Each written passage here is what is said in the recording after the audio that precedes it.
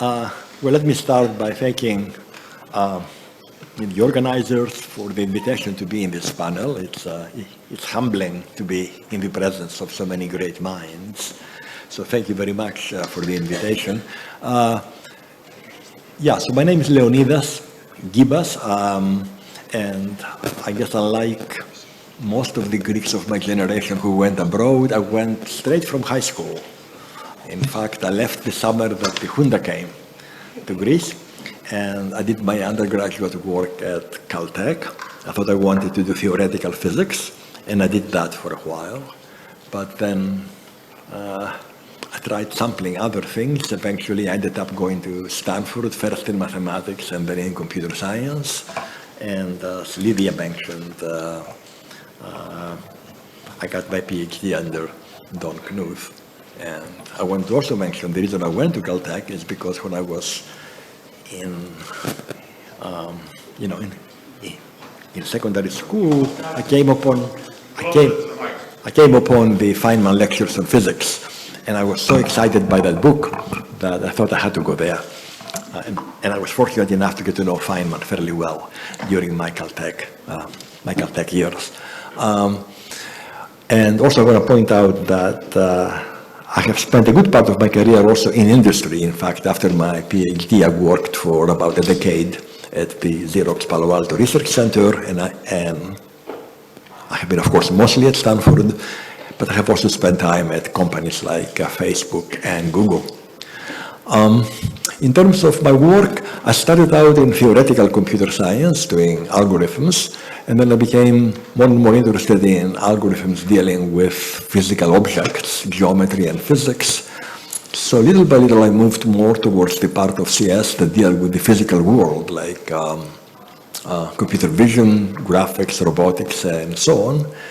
And of course, then with the advent of machine learning and AI, this created a whole new aura of opportunities to address these problems now in a data-driven way. And so for the past maybe decade, that's what I've been doing. And perhaps I can mention a few specific directions my group has pursued. One is to develop deep learning techniques for geometric data that tends to be much less regular than images or videos. For example, point clouds or meshes. We developed the PointNet family of networks that are widely used in many applications for processing point cloud data.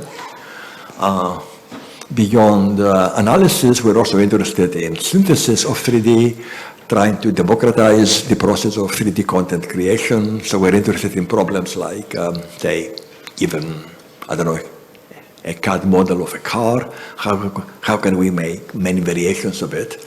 Many that are all different but plausible cars and all have some lineage to the original car. And this is not as trivial as it sounds, because clearly a sedan, you can make it longer, but if you do that, then the wheels still have to stay circular. And this kind of understanding must come from data. We've also been interested in the intersection of language and geometry, how language describes nuanced differences in geometry, and how to exploit that to drive content editing and creation, both at a very elementary level of, say, take the 3D model of a chair and make its legs slightly thicker, just a local edit, or at a very high level, say I want to have a scene of of an abandoned battlefield in Ukraine, and how do you then use large language models to imagine what might be in such a battlefield and how it should look and how to create these assets. So from this very high level description, you can create a very real looking scenes. Anyway, that's a summary of my interests. I would like to add something about Leo. Leo was actually my professor in the university, National Technical University. I was in the lucky generation that three among our top computer scientists in the world, Leo, Dimitris, and Michalis Giannakakis were present, and I have taken every single course they have taken. So when I went to MIT, I was very well prepared, arguably more prepared than some of my classmates. Thank you. It's an opportunity to acknowledge. And Lydia and I also share the same thing. She was also. That's true. I mean, one of the few notes I have kept throughout my career are the lecture notes from Leo's class when I took it as a student. Very, very few. An amazing, deep thinker and a person who always has a new perspective to add to things. We're very fortunate to have him in our panel. I met Lydia, in fact, before she came to Stanford, because somebody said there's this superb student that you really have to meet. So I think maybe this spring before you came to Stanford, I came and met you somewhere.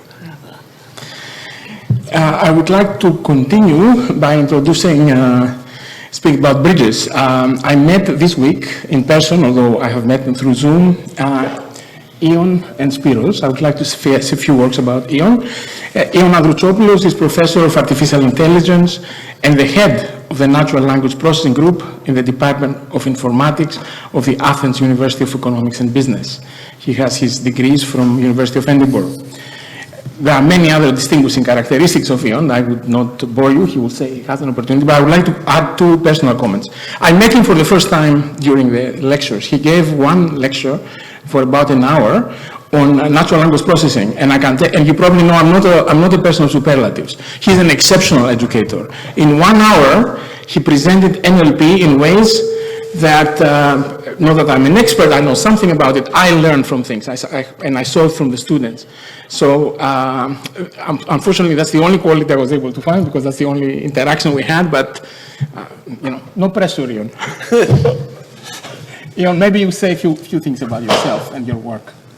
Thank you very much for the very flattering comments. Thanks a lot. So, my area is natural language processing, which means that I and others in this area, we try to develop systems that understand or generate natural language text, for example, text written in English or Greek. And I have worked in many sub-areas and applications of natural language processing, for example, on systems that try to answer biomedical questions formulated in English, for example, match them against medical, for example, journal articles and come back with answers.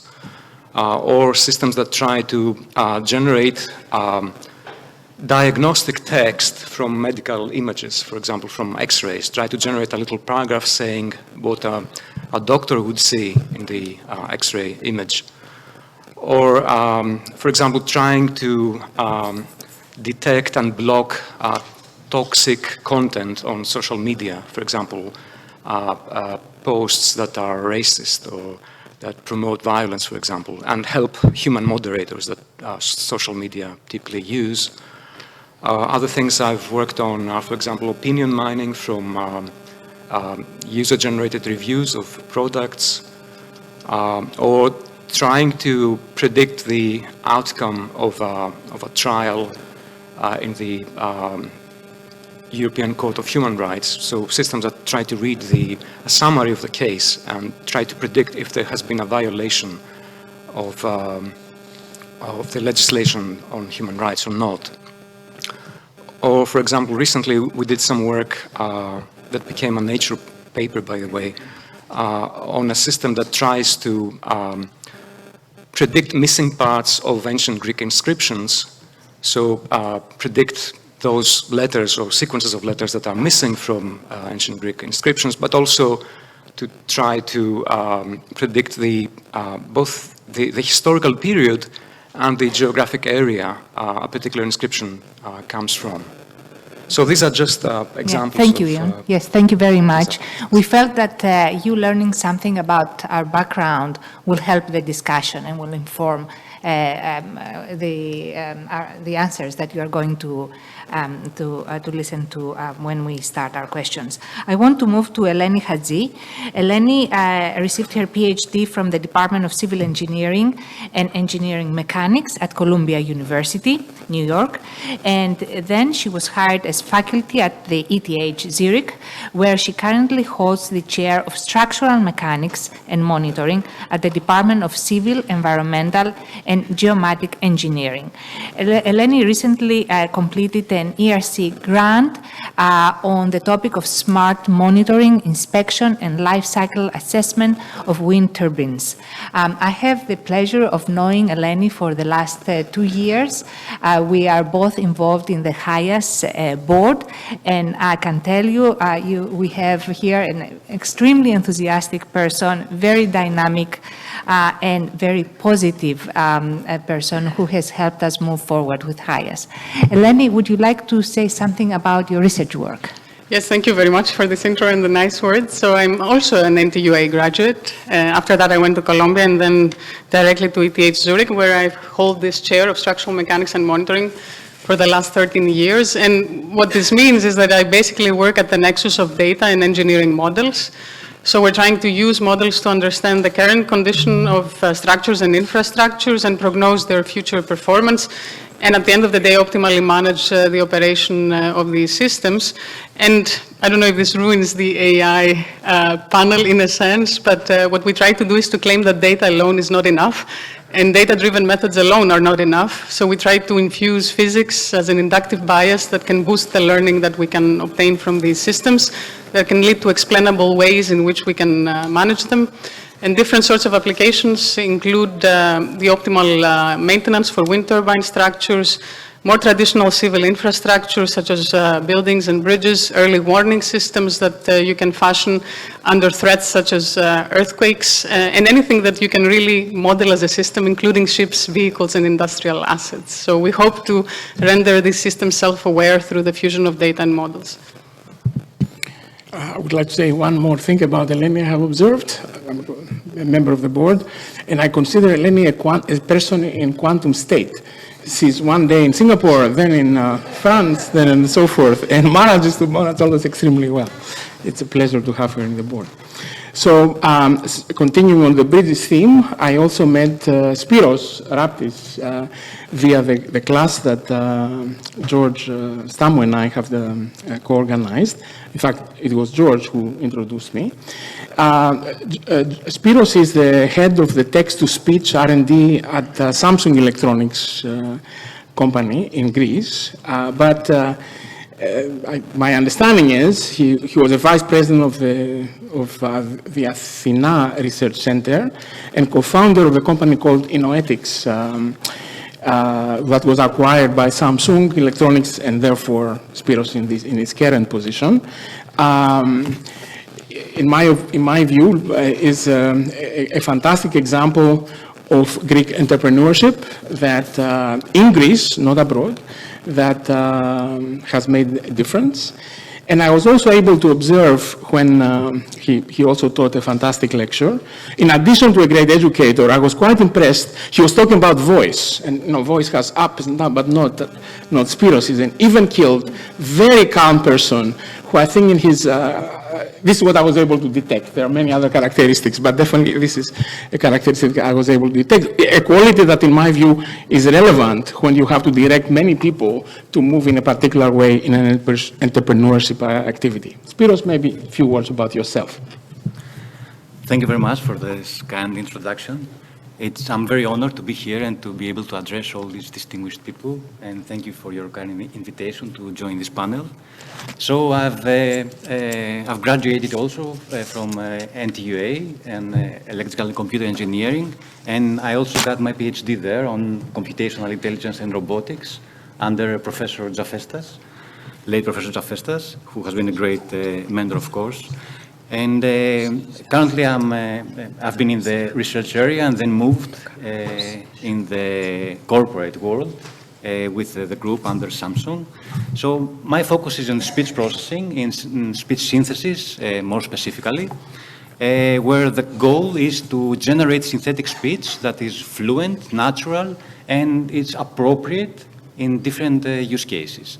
So application areas can include from reading news headlines in a plain style, as you would expect from news reading, or moving then to more conversational or engaging and affective speech when you address and you interact with your personal assistant, for example, but also to much more narrative and nuanced and rich speech when you listen to, for example, an audiobook. So this, of course, involves analyzing and modeling natural patterns of expressiveness and emotion in human speech, and then trying to imitate them on the synthetic voice. And this is why this area also falls under the domain, let's say, of human-computer interaction or affective computing and so on.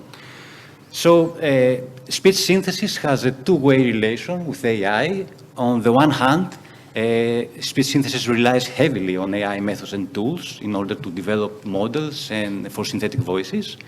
But on the other hand, many AI systems rely on speech as their primarily a way of communication, because it makes much more sense to communicate with all this ambient technology that is increasingly embedded in our everyday lives, to communicate with it using speech. And this also includes agents, assistants, robots, or whatever that may be. Okay, thank you very much. For completeness reasons, let me introduce my co-organizer. Dimitris Bertsimas is the Boeing Professor of Operations Research and Associate Dean of Business Analytics at MIT. He's a very enthusiastic person, and he has a passion to help young people. I'm very impressed about this. Dimitris, do you want to say one thing about your work? I would like to say, I'm in a panel in AI. Let me tell you, I was skeptical about the field, particularly deep learning. Quite skeptical, in fact. I have worked in machine learning for the last 15 years, especially as it relates with optimization. But in recent years, and I was on purpose somewhat distant from deep learning because I felt it was not so interpretable. It's still not interpretable, but boy, it has made significant progress. So as a result, it's hard to ignore information. So I became a believer. So I gave a talk not too long ago in our Informs conference in our society, where I spoke how strongly I believe that AI will change the world, and we better be moving in this direction. That's the excitement about all these things that we will talk more about. Okay. You are, or me? Okay. You introduce me. I would like also to tell you about Lydia.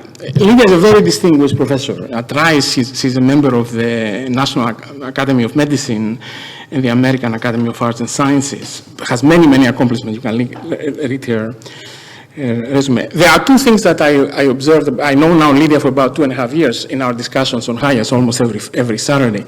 She has two characteristics. She has many, but the ones I have observed. She's a very thoughtful person. You tell her an idea, she thinks about it, and then when Lydia speaks, you listen. Second, she doesn't commit to many things. She is very careful in her commitment, but if she commits, she does it exceptionally well. Okay. So these are the two characteristics I found. Thank you very much, Dimitris. As you know. Yes, I'm also at Rice University. I'm a professor of computer science at Rice University. And I work in robotics. My goal is to make robots work alongside people and in support of people. And for this reason, I work in motion planning, how to get a robot from one initial configuration to another configuration, how to have teams of robots accomplish a high-level mission. And in this team, you may also have humans who need to work with the robots. I'm worried very much about safety, reliability, and legibility of the whole system.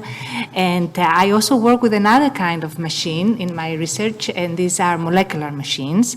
I developed an interest many years ago on understanding how proteins work. Proteins regulate chemical processes that are essential to life.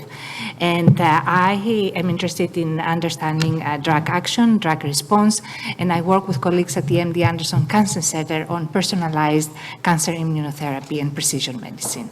So AI has entered all the fields I'm in and is transforming these fields. So I'm very much interested in the topic of this panel. Let's get started. Well, what we decided, we have several questions. We'd like to leave time for the audience, so I would like to ask my friends to be not too long.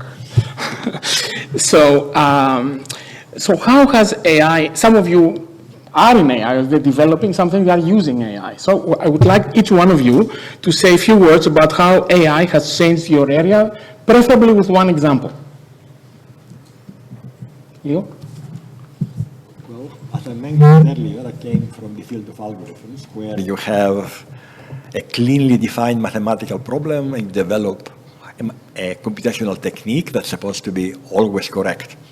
Well, when data enters the scene, your world turns upside down because data is dirty, sometimes it's wrong, so you have to deal with a lot more issues to be able to develop techniques that learn from data and can be used for data. So I've always been interested in geometric computation, and so at some point we decided we have to have more geometric data, so we collected this large corpus of 3D models of ordinary shapes, furniture, objects, cars, aeroplanes, bicycles, vases, called ShapeNet. It's about 3 million models, and then we set to annotate parts of it, so we can create semantic benchmarks for different tasks, and this was a major operation that involved very, very different skills from traditional algorithm design. I think that for me was, like classically, the algorithm is what connects inputs to outputs, but in machine learning, you have inputs and outputs, and that then you derive the algorithm. So you sort of transpose the task that you are doing, which is both mind-twisting and quite interesting. I think that today we are seeing the need to have more and more data, which sometimes we don't have, so I have a strong interest in self-supervised techniques or techniques that use reduced supervision. And also I think at some point, maybe in this meeting, we can discuss what is the role of AI in the Greek context, and specifically, say, these large foundation models and how they can best be used or not abused and so on. Yeah, we'll get to this question Yeah. very, very quickly. So let's have the rest of the panel say something about the question that Dimitris posed. Please be brief so that we can get to the question of how AI in Greece. So I guess I'll go next. So in my domain, structural health monitoring, the concept of AI is in a sense affiliated with the structure that we follow, which is cyber-physical systems. The fact that we have sensing, computing, and networking of individual objects that have to communicate between themselves, but also with the control center, is very much affiliated with the umbrella concept that AI is, where at the core you have data, computing capabilities, and algorithms. So of course, the field has been dominated by the advances that have been achieved recently, and we have been capitalizing in these very heavily. Probably a best example to describe the usefulness of AI and machine learning in our field is to think of the concept of assessing at the system level, where we have what we call population-based SHM, and where we use machine learning not only to understand how systems operate and interact feasibly in situations where we cannot have models that really accurately describe the situation, like wind farm models, for example. We learn a lot about data that is gathered from wind turbines at the individual level, and then we harness them to understand what is going on at the system level through AI and machine learning algorithms. And I think this is maybe the biggest potential we have been given, the chance to learn from systems and possibly adapt and transfer this knowledge also for design purposes and for reinventing these systems. Okay, Spyros? Right. The field I'm working in, speech synthesis, is in the general domain of signal processing, which has always been quite close to machine learning and AI. But that being said, what has been happening the last years with deep learning and the way it changed, the impact it had in speech synthesis too, has been quite radical. It's now the dominant paradigm in my domain. So the speech signal is quite complex and rich. It has many layers of information. It's what we say, but also how we say it. So who the speaker is, the age, gender, and his education level, his place of origin, and so on, who he is addressing, who maybe his colleagues, student, boss, or whatever, which makes his speech different. And there is a lot of other variation too, even how he woke up this morning may affect the way he speaks. So assuming that we can understand how these parameters play out on the speech signal and try to model these explicitly is quite hard to do. And it makes much more sense to employ tools as AI, hand all this data over to them and let them form their own internal representations. And then it certainly makes sense to go back and look inside those models, what they have learned, and try to put some handles there and try to control how they speak and the way they generate. And I think that's been working quite well in my domain. Wonderful. Ion, would you like to make some comments? Yes, thanks. So natural language processing is a core sub-area of artificial intelligence. So it has been influenced by all the major shifts in AI research in the last decades, but it has also influenced itself, AI in general. So up until the late 90s, the dominant approach in natural language processing was to write lots of rules. So we had systems based on rules written by people. And rules were great if you wanted to model a particular phenomenon in natural language, but they never scaled up. It was terribly difficult to write lots and lots of rules to model every aspect of natural language. So since over the last 20 plus now years, natural language processing has been dominated by machine learning approaches. So roughly speaking, instead of trying to teach computers how to understand and generate language, we try to give them algorithms so that they themselves can figure out how to understand and generate language. And in particular, deep learning, as in most AI areas, has had a very significant impact in natural language processing too. The most striking results that people talk about every day now are pre-trained language models, things like ChatGPT. So these are very large neural networks that are pre-trained on very, very large quantities of data. Think of the entire Wikipedia and all the books you can get in electronic form, but they are pre-trained to do a very, very simple task. For example, just to predict the next word in a text, or you hide them a particular word in some piece of text and you ask them to guess which word you have hidden, right? So the task is very, very simple, but you have millions and millions of training examples for free. You don't need to pay humans to prepare the training examples because you actually know the next word in a particular text and you know which word you yourself have hidden from the model, right? So you get millions of examples for free. But of course, you train a model to do some tasks that you don't really care about, right? You don't really care about the next word in most end tasks. But the surprising thing is that by doing this pre-training, these very large neural models learn lots and lots of things about natural language in a way that you can then take them as they are pre-trained and just give to them a few hundreds of additional training examples for a particular problem you actually care about, like, for example, answering biomedical questions. And very surprisingly, they excel. They perform much, much better than if you had only the particular few hundreds of examples for the end task. So this pre-training on some apparently not that interesting problem, like predicting the next word, allows the model to learn a lot about language and then perform much, much better in some particular end task that you care about.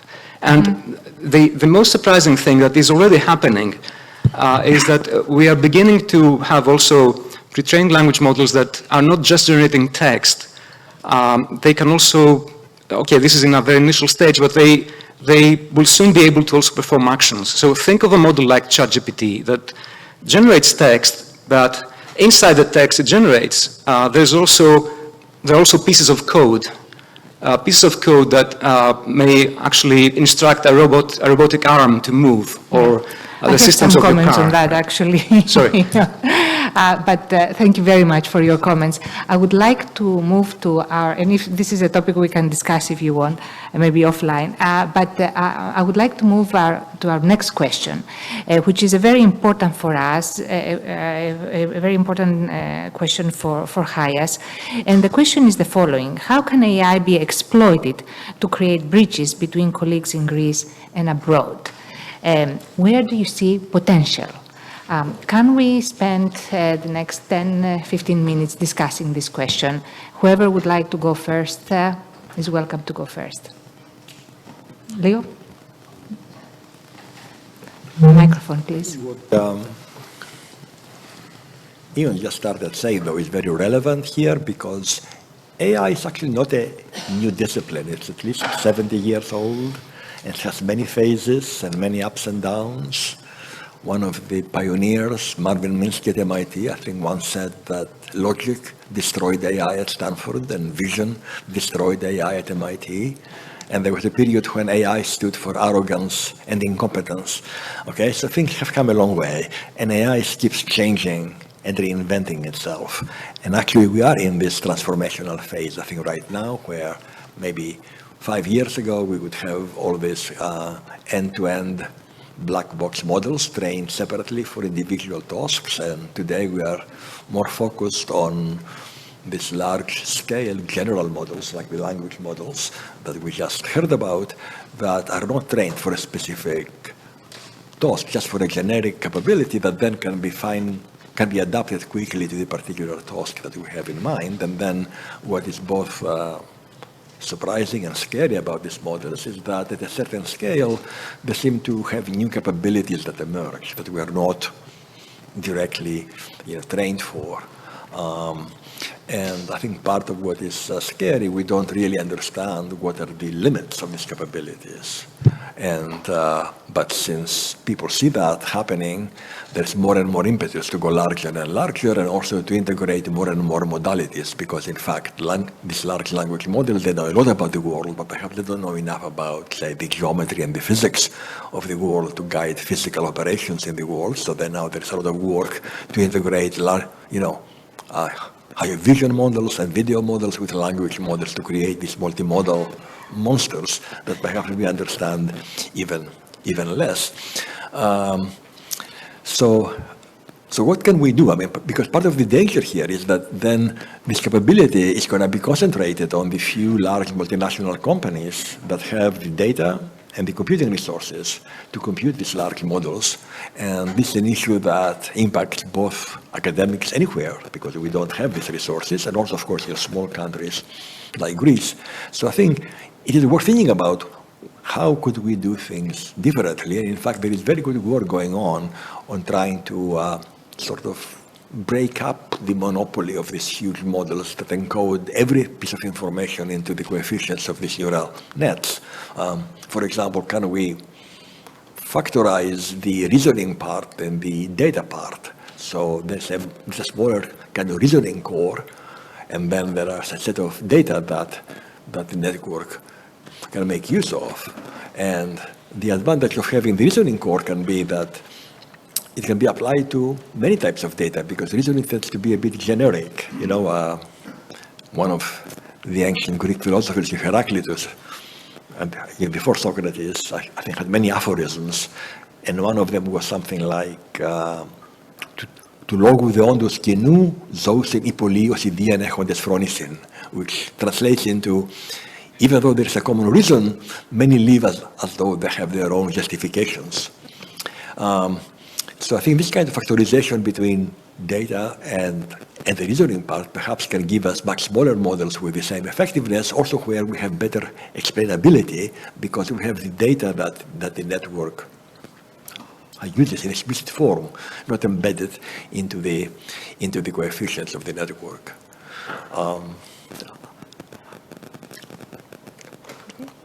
I have some more things to say, but I don't want to take too long, so I don't know how long. All right, thank you. I mean, maybe we can hear Eleni. Would you like to, sure, maybe add something before we come back?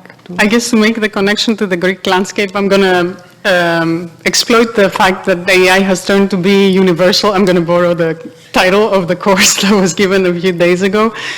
And the reason for this is because it's highly interdisciplinary, and in the end, both through its creation but also through its usefulness, it has ended up being a method and a tool that is exploited across domains and disciplines.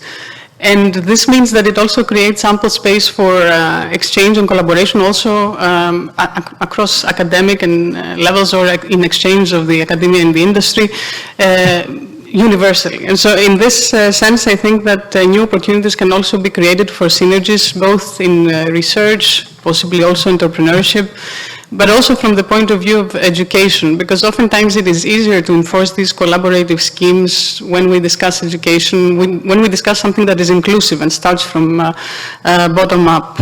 In this sense, I think with Petros some years ago at ETH, we tried to do this concept of ETH South that was looking into synergies of southern countries and how they can be brought together to interact. That hadn't worked at that stage, but now we have HIAS, which tries to take on this role, which has different vehicles, and education is one of them. A good example, I think, in my institution at ETH Zurich is this effort to have an ETH AI center, and I know that these centers now exist almost everywhere. And these are centers where really you have cross-seeding of ideas that really take place between international collaborators. It's very frequent to have exchanges between visitors to these centers, whether these are students or academics, which I think is really something that can be exploited also to serve Greece and to create opportunities for Greece. Finally, I want to say that, again, at the educational domain in Switzerland, because I know EPFL has a similar concept, we have now brought computational thinking as one of the 3 pillars of fundamental education for all engineering disciplines. So we have math, physics, and computational thinking, where I think also AI and data science sort of fall under. And this means that we're creating a generation of engineers who are competent in this respect, but which serve or could have different foci eventually, but at the end of the day could have a vocabulary that they share and which they use to interact.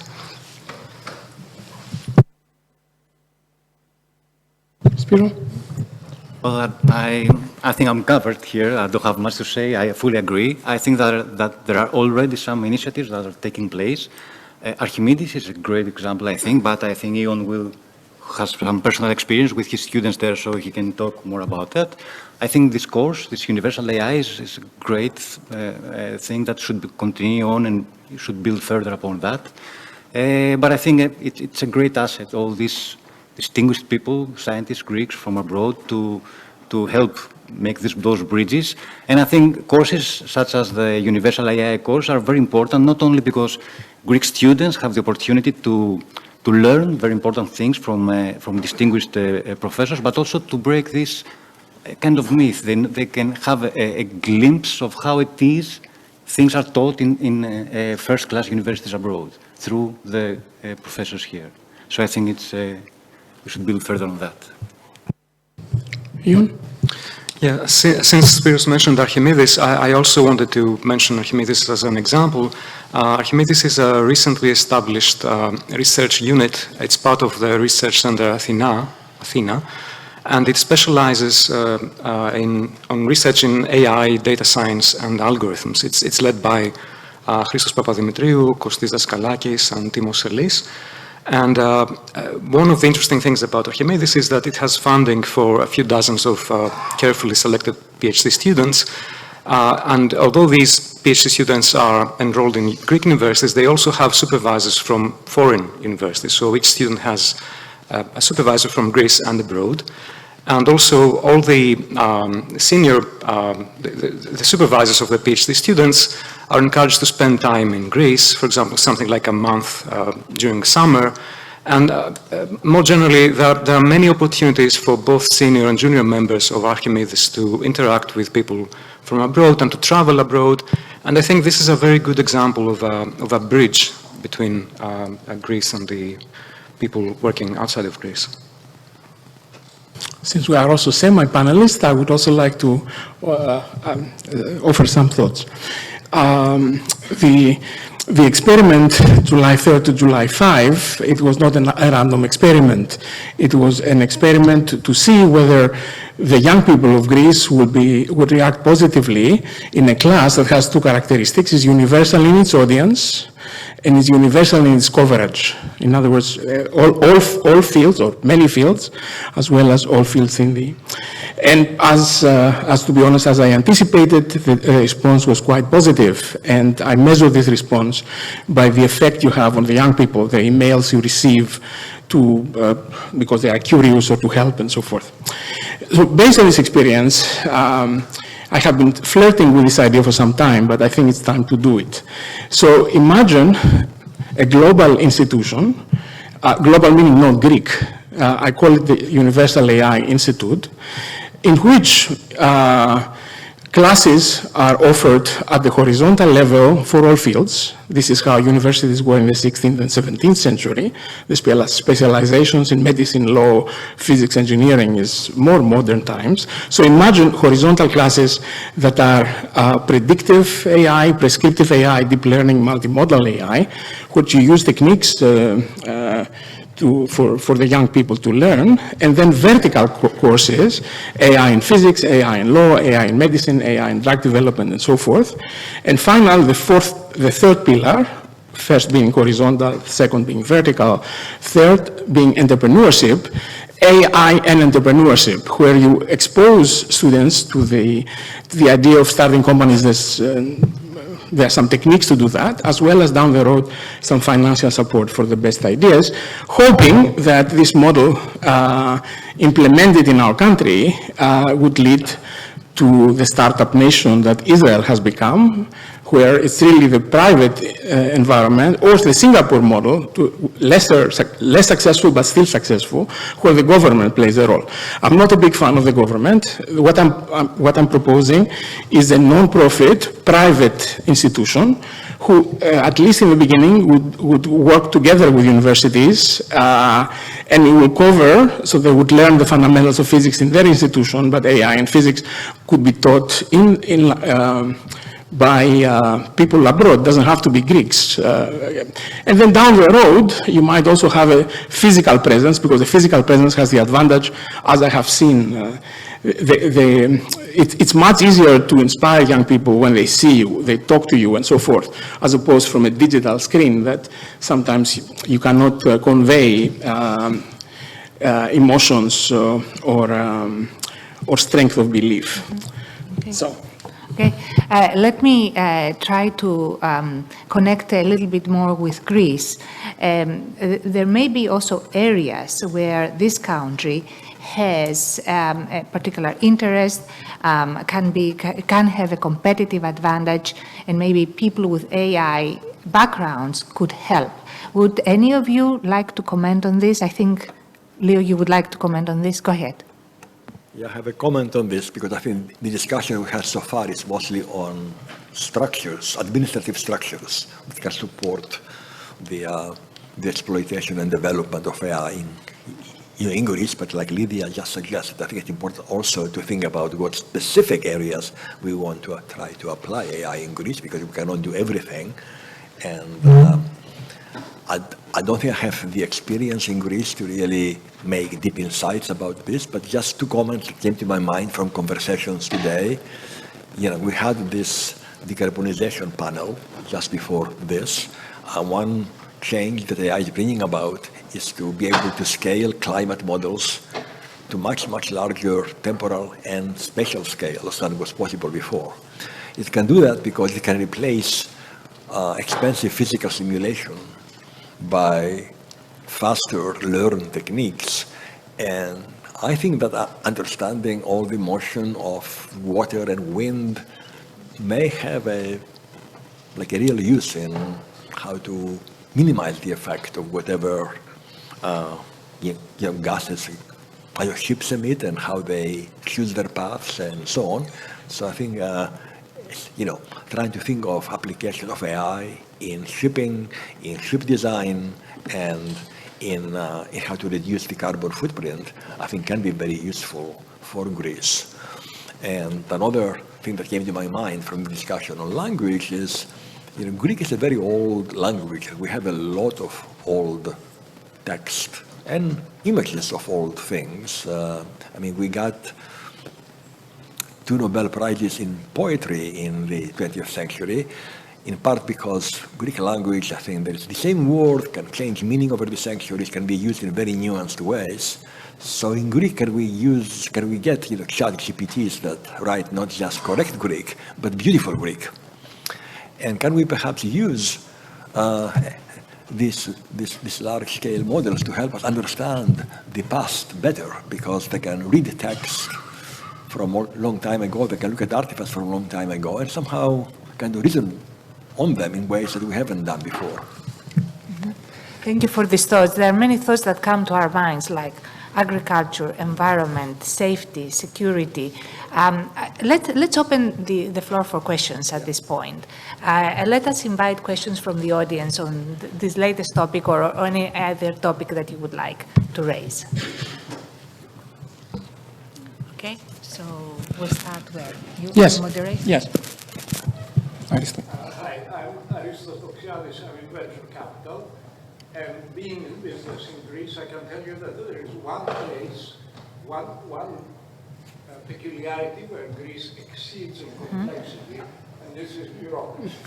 And I was thinking that it should be possible to use, especially the latest versions of AI type models, to completely simplify and make much more speedy anything that has to do with working through laws and working through ministerial decisions, etc., and to get the bureaucrats to deliver results in a day that they took months to do before. In my naive mind, this should be something that good scientists should be able to do. So perhaps HIAS think of a project along these lines. So I guess this doesn't need a direct answer, because I suspect we will all agree, Aristos.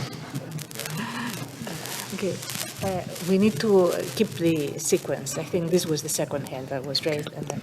Andreas Stavropoulos, also venture capitalist. So another comparative advantage area for Greece over the millennia has been, we talked poetry, which was beautiful. I loved your thought there. But the other one is obviously ethics and philosophy. And ethics is a big topic. I mean, people, especially in Europe, jumping to regulate, some would argue over-regulate before we even know what we're regulating. But I'd love to hear, since you guys are at the cutting edge, do you consider ethical issues in your research? By the way, I'm not suggesting you should, I'm just asking.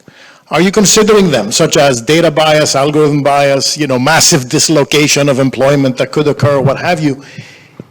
If you are, how do they, because you're at the cutting edge, how do they come up?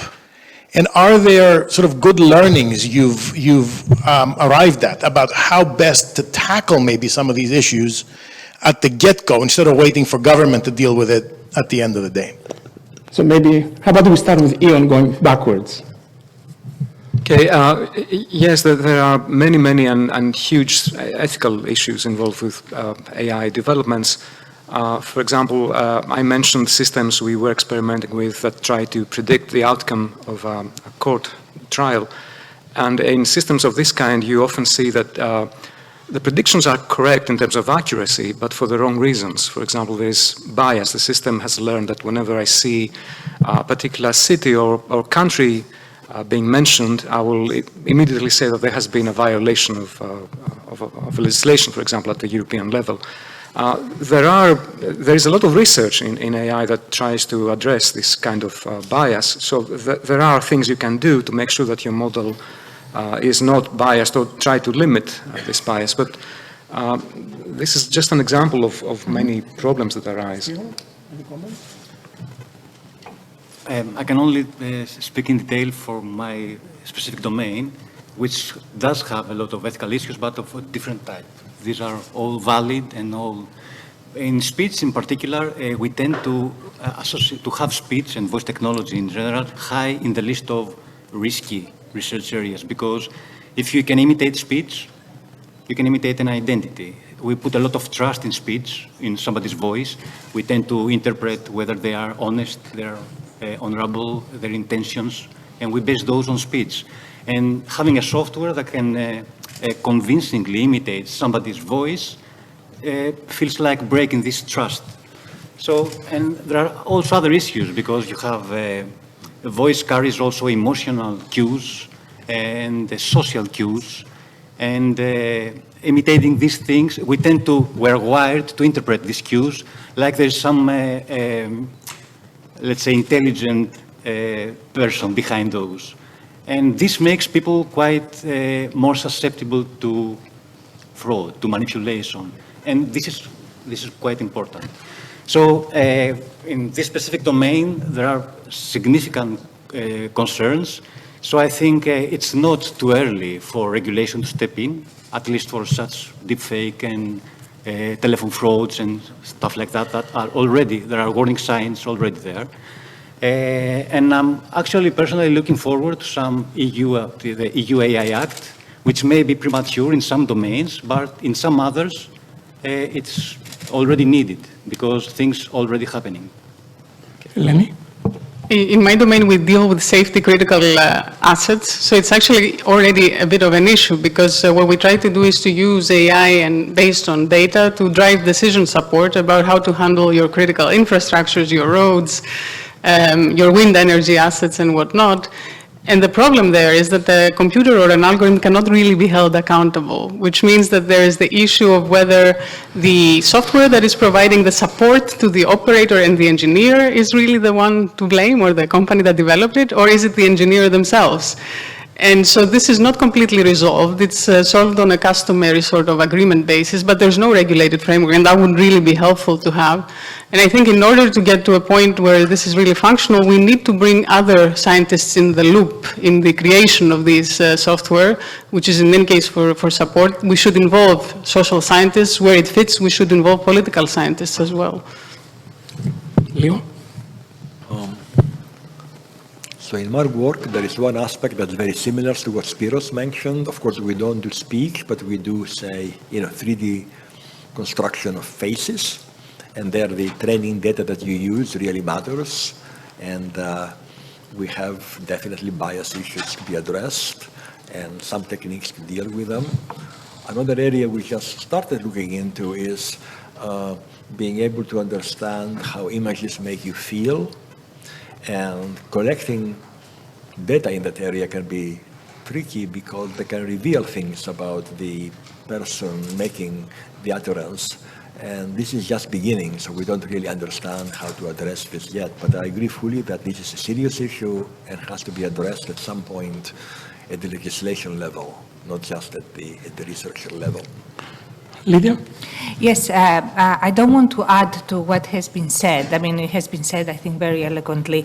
But I want to bring in another aspect which relates to Greece. I mean, Greece has a very long tradition about human values, democracy. Maybe there is an opportunity for Greece to lead in efforts that regulate AI. And this is not my thought only. It's I've heard this in discussions at Democritus and at Forth, and I think this was included in the AI roadmap that I had the privilege to read, the AI roadmap of Greece for the European Union that I read at some point. So it is something to think about. Maybe we have an advantage or maybe a voice that can add to the conversation. The regulation of AI, in my opinion, is extremely important, and we are already late. Petro? Yeah, I would like to actually continue the thought of Lydia, but I will take another angle. I think another advantage that we have in Greece, and perhaps we can exploit, is that we have always been thinkers. Maybe not so much doers, but thinkers for sure. And I would like to argue that there is an elephant in the room that nobody talks about. Everybody talks about AI, but in the last 30 years, the computers that we are using, they have become about 1 trillion times more, faster and more powerful than before. So imagine that 30 years ago, you could see across the room, and now you see 1 trillion meters away. And this is an important technology. Now, if you allow me a very brief history, because I was participating in these powers of computers allowed us to do more and more complex computations until we hit a limit as to what we can really solve. Now, AI comes back again and uses computers and promises everything. And I guess we are on record. I would like to say that at some point, after all the data and all the computations and the things that we can automate have expired, we will also hit a limit. And I think that's the time where the human brain comes back and thinking will be necessary in order to integrate all these different powers. What Eleni mentioned about computational thinking, I think this is a wonderful opportunity, and if we want to teach the future generations, I will teach them about thinking, and what I like about AI is that actually brings the sciences together. I think it would be wonderful. We have the president of Economic University this morning saying, would like to contribute. It would be great if an engineer and economist sit together. If the people from Pantheon, from the philosophy, come together. And I think, going back to Greece and closing the loop and HIAS, I think HIAS creating problems of AI, computing, and thinking. I think this could be of great service, chiming to your comment on poetry, commenting on bureaucracy. I think people confuse learning with automation, and I think these two we need to distinguish. I'll be happy to hear your comments on criticism on this topic. I'm personally in agreement that, you never know what will happen with computing, but there might be an asymptotic equilibrium. I mean, I believe it is our responsibility of educators to educate students of thinking. It's not that AI would solve every single, after all, humans created these algorithms and so forth. So I'm in agreement, Petro, on the story. What about the rest of our panelists? Would you like to offer any comments? I would also fully agree. That's why I said in the beginning, I feel like data and the data-driven methods are not enough. But I think there is a chance there. We can harness that chance and also complement it with knowledge that we have the ways of thinking to basically extrapolate. Because, the issue is, and I guess everyone complains on this, you have huge computing powers, but in the end, if you just have an input-output box and you just train it on observations, you can't really move too far away from what it is you have observed. And usually what we seek is discovery. And discovery can only come from a fusion with ideas and knowledge and the imagination of what you think is there. Can I just add one point? Going back to the discussion about regulating AI, I think there is a great need to also educate the regulators. So I often speak with people who think about regulating AI, and they get a sense that they don't really know what they're talking about, if I may say so. So there's a great need for material that will allow people from other domains like legal domain, the biomedical domain, the humanities, to understand at least the basics of how AI models work and what they could or they could not do for them. Right? So there's a need for diffusion of knowledge to and from other areas, and also a need for people who can understand AI and some other area very well and can act as an interface. So I wanted to give you another example in this kind of thinking. So at AUEB, the Athens University of Economics and Business, we have a master's course which is for digital methods in the humanities. So we take students from the humanities like historians, archaeologists, social scientists, and we give them a crash introduction to computer science and how they can use computer science back in their areas. I don't know the order.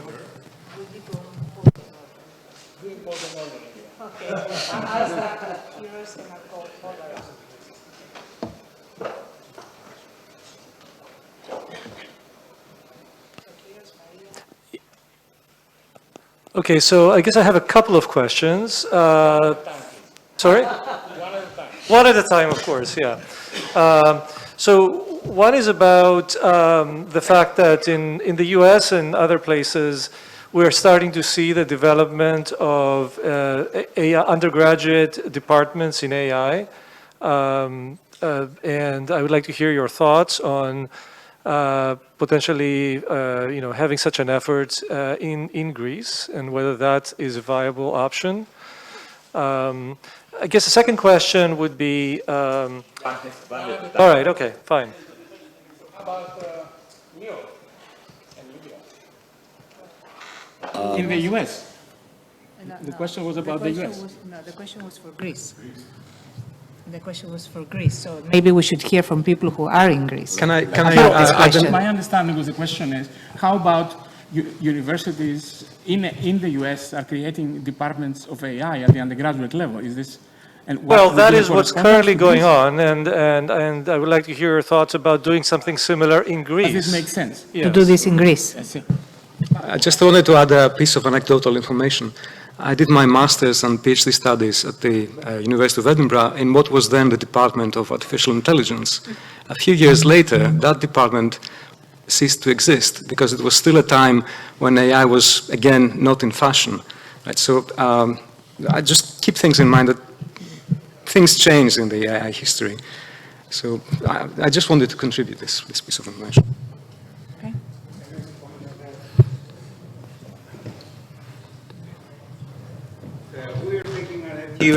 We're thinking at NTUA how to cope with this AI at the undergraduate level. And of course, the idea of creating a new school on artificial intelligence is not a good one. What is more important to our thinking now is to establish a course across all engineering disciplines at the undergraduate level on AI and machine learning and data science. This is something we have experimented with for the last year. It's going very successfully, and now we are about ready to suggest to introduce that at this level. A horizontal course on AI for all undergraduate students, going from electrical and computer engineering to rural surveying and geomatics engineering. That's something which is feasible, and it's top priority. But let me just make a comment regarding the last part of the discussion. I don't want to sound too practical, but let's bring the discussion back on track, that is on HIAS, and see how can we actually exploit AI with regard to the two other panels that we had today, one before, that is bridges in education and research, as they pertain to Greece, and with the next one, which is coming after that, bridges in innovation. How is AI connecting with these two? That's, to me, is a very important question. Our panelists? Maybe I'll say that I sort of mentioned it earlier, that if anything, the easiest to start a synergetic approach between, research, entrepreneurship, and education are activities in education. So I think this is what can be made to work, whether you want to do it at the level of an institution, nationally, or eventually something that invites international participation. I think there are formats that are known and can work, and specifically for this field, where you get interest from, and you probably know this also through the HIAS course, you get interest from students of all sorts of different disciplines. And that's why I said, if you think about not really AI, but maybe computational thinking, as I said before, as a pillar, then this would mean you have a horizontal course at the very early stage of the undergraduate curriculum. And that's also what we try to do in Switzerland. I am really hopeful for this, because finally I can have trained undergraduate students who will comprehend my system identification class in civil engineering. I think because this is where the research goes and where the field goes from a practical point of view. So it's good to have this background knowledge that is essential. My one sense on the Department of AI is that I really don't think it's a fantastic idea, and I don't see it as often as you think it is, at least in universities I'm aware of. We don't have departments of AI. We have departments of computer science that do AI. We have horizontal courses, but separate departments, I mean, I might have missed it, but I'm not aware in wide scale, Kiro. CMU. In wide scale. CMU is one university. We're talking about thousands. And it was always like this, yes. So maybe we should differentiate AI from data science. How is AI different from data science? So Leo asks a very valid question. What's the difference? How about if I answer with a question to you, Leo? You are in the business also, no? Maybe I don't know what the difference is. I mean, I think data science seems to be more of an accepted undergraduate track now, and many schools have it, and it combines probably statistics and computing and some data analysis and optimization. So perhaps we can ask, given that base, what else would we add to make it into an AI course? Okay. Unless there are other comments, I would like to keep the question that Andreas posed as a theme from now until the end of this panel, but give the opportunity to the other people who raised their hand to ask their question. And next was Maria.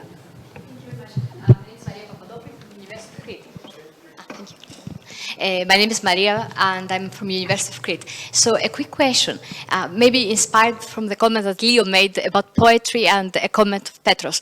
So recently I've heard an article about a robotic conductor synergetically conducting as a maestro an orchestra, and one musician mentioned that, well, it was great experience, but there was no pnoi, έμπνευση.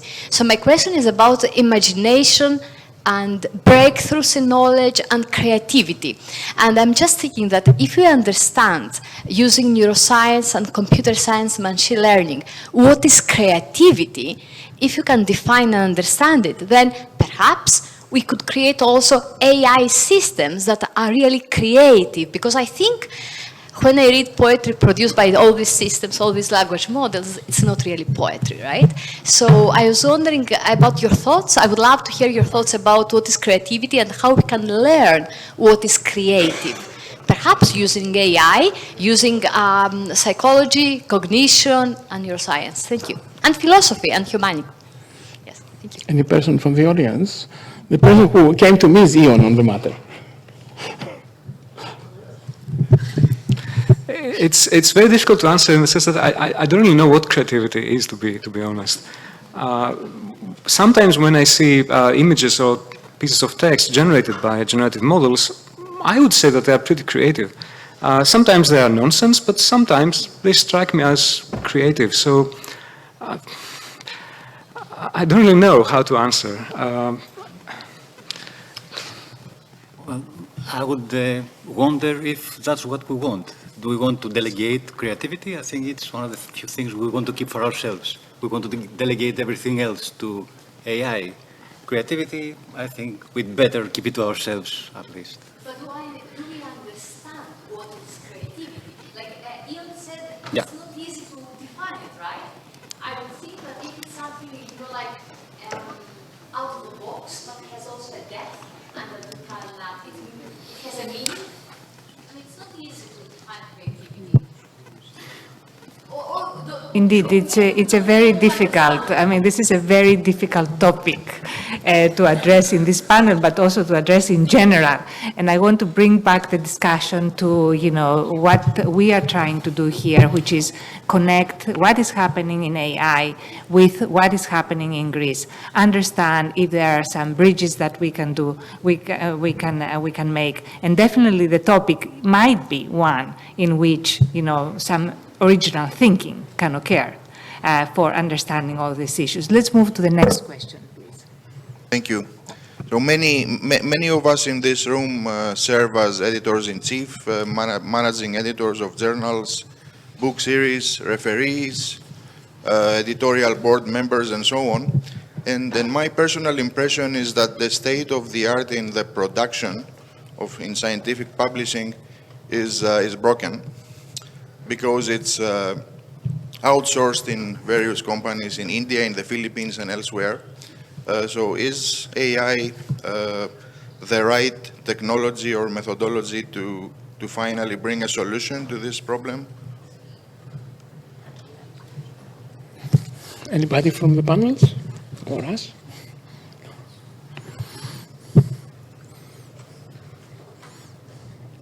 The problem being, again, Well, if I can, clarify something, all these individuals seem to spend 50% of their time to manage complaints from the production point of view. From, let's say, for Springer, the editorial manager is a badly designed system.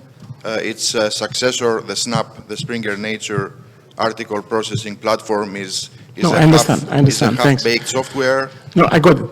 So, Thank you. Anybody has an experience on the matter? But generic answer is, it will happen. I don't know when it will happen, but that's my intuitive answer. I have observed what you say from my perspective, but I personally do not know any efforts directly in this area. Maybe others might. Probably this is a topic that... It resembles a bit the question on bureaucracy, I suppose. Anything that is procedural, I suppose, eventually can be managed. I think you're in a question that does not fall in our area of expertise, and we can only offer some generic answer to it. Can we move to the next question? I think John Barras was next. Hi, thank you. I raised these questions last year. So I go to talks and everybody talks about AI, and when I ask the question, please define it, I hardly get an answer. Machine learning is very well defined mathematically, we understand what it means. But when we go to AI, we don't get an answer. So I've struggled with this question for the last 10 years, and there are several pieces that are missing. So let me make some comments and then I'll ask you a question. The first question is that I have not seen a lot of works where machine learning even is connected to complexity. And that's becoming very important for various reasons, not just computational complexity, but its implications. When we talk about critical systems, like learning for control and so on and so forth, there is a trade-off between learning and safety. You learn more when you come close to a failure than when you succeed. This has not been studied. But the major piece that is missing, in my opinion, and I've written about it, is that if you're going to go from machine learning to AI, you have to add memory and knowledge, representation, and reasoning. Simply because if you ask yourself how you learn, you just don't learn and leave them over there. You create concepts, you connect them, you compact the knowledge, you use the knowledge as a conditioning for more learning. So I was happy that last year, 3 Turing Award winners, Yann LeCun, Les Valiant, and Joseph Sifakis, came to the same conclusion. So there's a very nice talk that you can listen to, a video from Yann LeCun with the title, How Do We Go From Machine Learning to Autonomy and Intelligence, and a 65-page paper. There is also a very nice talk from Joseph Sifakis on design for automation that comes to the same conclusion. And there is also a very nice talk for... And the question is? The question is the conclusion of all that is that the major problem is the one that you mentioned, that if we want to make progress in this area, we have to study, okay, the combination of data-driven and model-based methods, because neither of them solves the question. So here's the question. Information technology has always been a profitable area for Greek scientists and students and everything. We have very big success. If we think of AI and machine learning as a subset, given the questions I raised, is this an area where HIAS can push for more research and more interaction between Greeks abroad and Greeks here? Okay. Can I make a comment? Can I make a comment? What prevents us?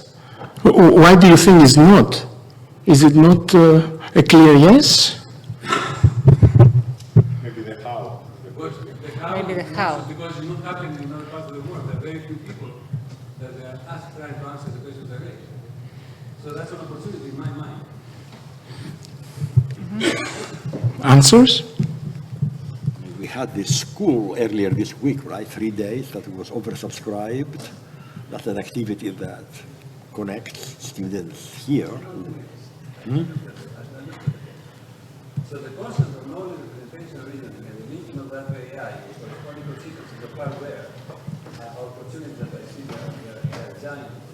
And country like Greece that has very good success, I can give you many names that have made pioneers in AI.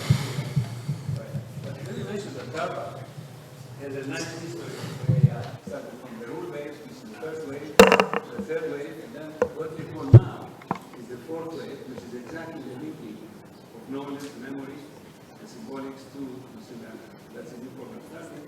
And this goes on under the name of neurosymbolic AI and other kinds of things like that in the IBM works. So there is an opportunity here, given the success that Greek students and scientists have in IT, both here and abroad, to see if we can actually start something here and become one of the leading people or institutions in this area. So without it, AI to me is not precise enough. If you don't define it and analyze it, then you cannot define the limitations, you cannot define courses, and all that.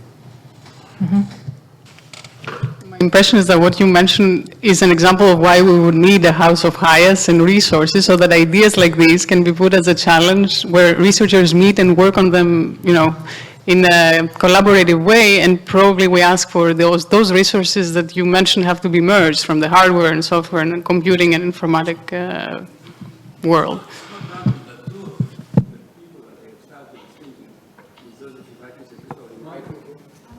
Joseph looking at the design, and Greece is looking at the connection between neuroscience and by doing this computing with ensembles of neurons and so on and so forth, right? So it's not random. So maybe we can expand. I'll say one thing from my experience. While all the areas that you mentioned are fine, but what I'm most excited about is the promise of AI in curing cancer, in improving agricultural. The applications that I see are extremely broad. Of course, you can start working the fundamentals and so forth. Fantastic area, and we have some traditions on that. But in my view, for a country like Greece, to make a difference in itself, I would think using AI, improving our healthcare system, we are primarily an agricultural economy, using the techniques in other words, research can improve things, of course, but we have a long way to go of even using what has already been produced. At least to me, these are the more pressing questions for the Greek economy and so forth. Not necessarily for Greek science, but for us as a country. Yes, let's not continue the discussion. John, I'm sorry, I'm going to interrupt you because you see there are two issues here. One is pushing on the research side and then pushing on the application side. And I think both were raised. And you're raising a very, very interesting question here. How can we do that? I agree with Eleni that these are exactly the reasons why we need an entity that will house these efforts and will bring the people who have the will to look at the questions that you raised, neurosymbolic AI, how do we move to the next state, but also give a forum to the people who want to look at applications. And the big question in my mind is, how do you focus? I mean, we are not, as a country, we don't have infinite resources. As HIAS, definitely we don't have the kind of resources that we would like to have. And we wanted, through this discussion, to bring this issue of how do we focus? What are the areas that we would potentially have a competitive advantage given where we are, what we are, I mean, Greece as a country, who are the people who are in Greece and who are the people who are abroad, and the amount of time and resources they are willing to bring to the table. Other questions, comments? In addition to that, another problem in Greece now is that we have a very serious academic demographic problem. Because of the last 10, 15 years of crisis, we don't have new academic personnel, new blood appointments. Okay, thank you for bringing this up. I mean, this is a very serious So we need issue. help from other people who know what's happening now, and can, get in and help us in moving in the right direction. We had almost 1,000 students subscribe to this horizontal AI course in NTUA in the last semester, and they keep going. And it's important to get all engineers to get involved in this kind of area. We don't want to produce illiterate engineers in Greece regarding machine learning and all that stuff, besides the computer science. So is there a framework that HIAS members could come and teach at the National Technical University or in Thessaloniki or in anywhere else? Of course. There is such a framework. Opportunities. This morning, the discussion regarding the new law will encourages people to come, and there are other modes of interaction. I saw Dora, and then... Hi. Dora from NTUA. It looks like the AI technology is a very good choice for Greece and for Greek individuals and entrepreneurs to invest in, because all the tools are open, and most tools are open. A lot of tools are open. The data sometimes it's owned by individual companies, so small groups can come in and create value, right? So at the time being, this is the situation, and a lot of people jump on the wagon and say, I'm going to learn all these tools, I'm going to use the open resources, and I'm going to help the individual company make a contribution. Do you foresee this is going to change? Do you think the big players will come in and say, will conquer the different sectors? Like, for example, now you're able to make it important and create value for a Greek company that's producing, for example, aluminum or energy. But will it be the case that electric EG will come later on and will make this contribution for the industries much more appealing, faster, more reliable, and cheaper? Our panelists? Spyro, I'm thinking of you. You have some experience on the matter.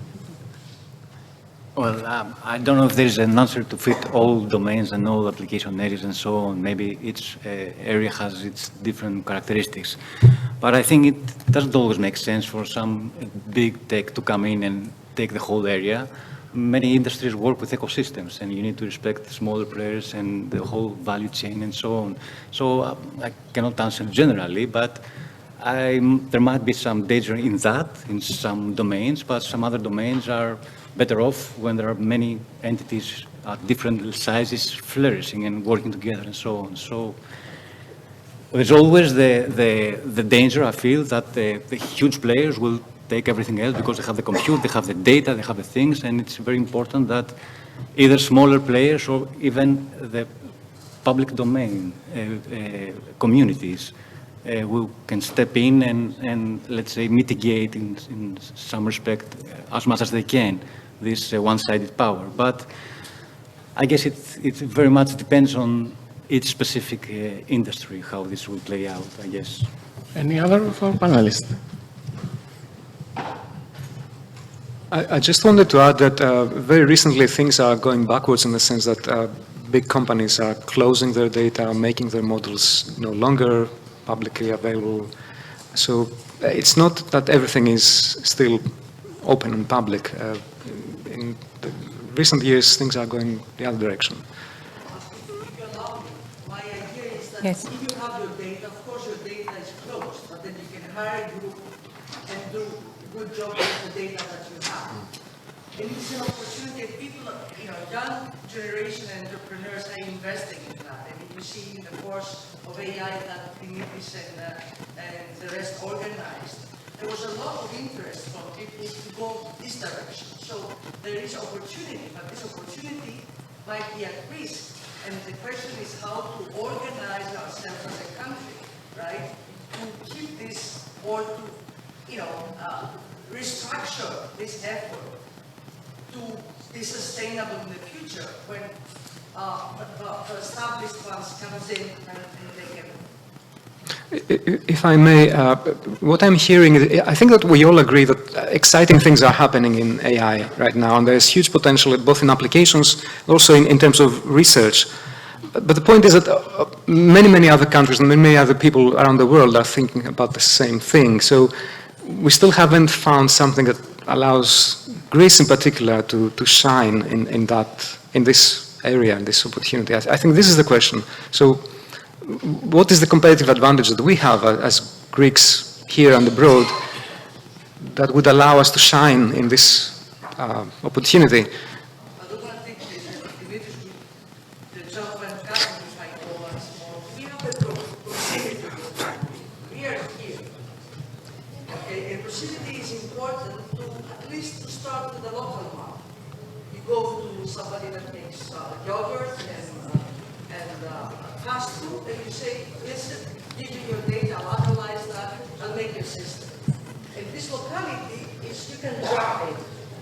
But maybe this opportunity will fade away as, things evolve. I'll stop here. So we have 2 minutes. Oh, there was is there any killer question, so to speak, to finish with no pressure, Spyro? Go ahead. Who was it? I wanted to make a comment, go back to what Dimitris Bertsimas said earlier. It is true that Greek universities went through a hiring freeze that lasted almost 10 years.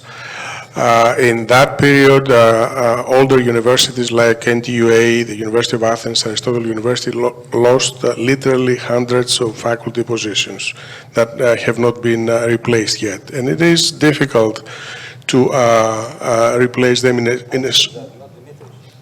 Andreas, I meant Andreas, I'm sorry, yes.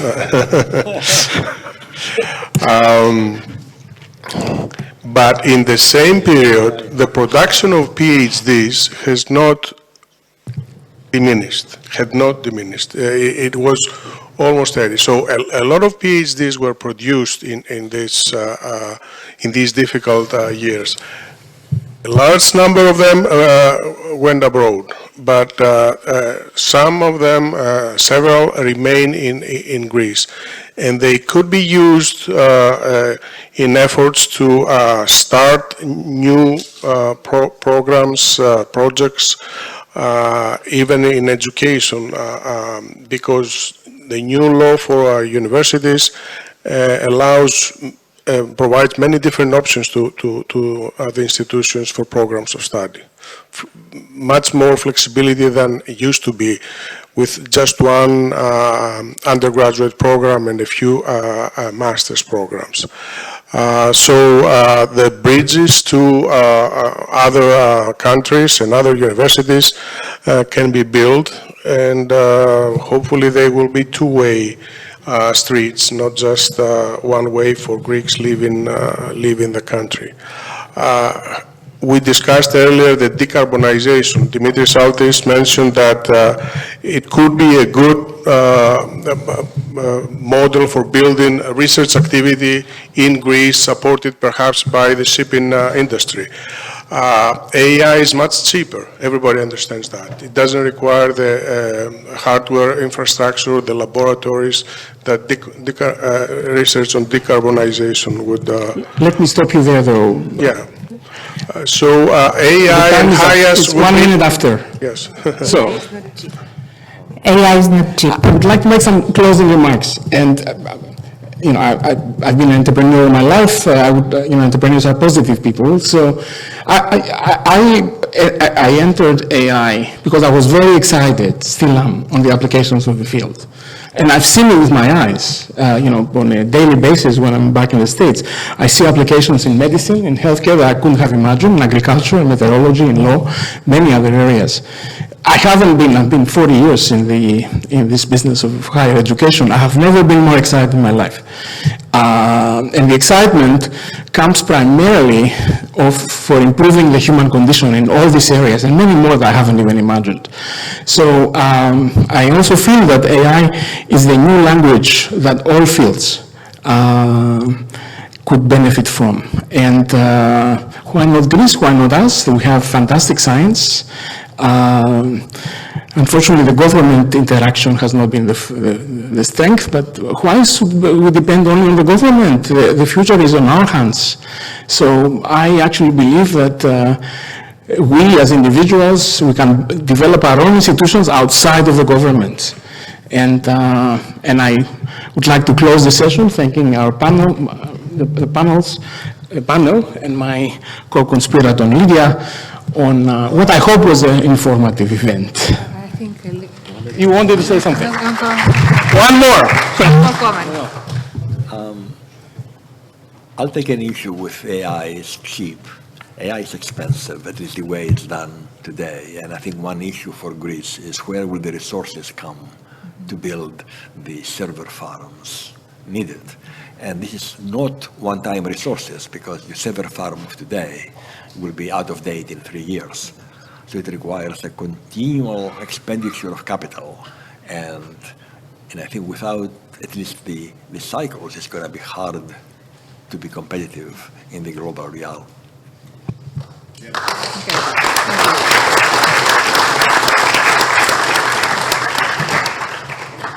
Leonidas, this is true. Okay. Thank you very much. Thank you. Thank you, guys. Thank you. Γιατί δεν σου για τον χρόνο.